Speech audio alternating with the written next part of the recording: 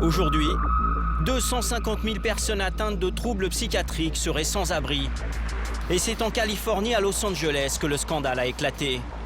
À Skid Row, un immense quartier de 6 km² où vivent 10 000 SDF. Un tiers de ces personnes seraient des malades mentaux. C'est le cas de Clifford. Âgé de 54 ans, il souffre de schizophrénie. Il a été interné à plusieurs reprises en hôpital psychiatrique avant d'échouer sur ce trottoir. J'entends des voix qui me disent de faire des choses.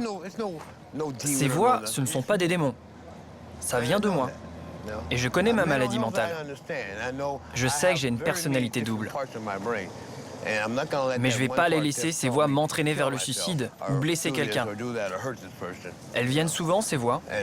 Parfois je suis triste, mais vraiment au bout du rouleau. Et les voix, elles me disent d'agresser quelqu'un ou de me faire mal. Ça me rend fou. Vous voyez, du genre, allez vas-y, tue-le. Et moi je résiste. Je dis non, non, n'y pense pas. Mais les voix, elles reviennent et ça recommence. Elles me font peur. Dans ce quartier, aucune aide psychiatrique n'est apportée aux malades mentaux comme Clifford. Pire encore, les hôpitaux spécialisés n'hésitent pas à se débarrasser ici des malades désargentés dont ils ne veulent plus. La caméra de surveillance d'une association catholique a d'ailleurs filmé les conditions de leur arrivée sur ces trottoirs.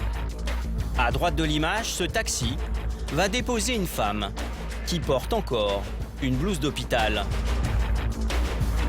Complètement perdue, elle se met à marcher à contresens sur la route. Âgée de 63 ans, elle souffre de démence. Elle a été mise dans un taxi par un hôpital californien car elle était incapable de payer les frais médicaux. Après enquête, la ville a porté plainte contre l'établissement. L'hôpital a dû présenter ses excuses et risque une condamnation.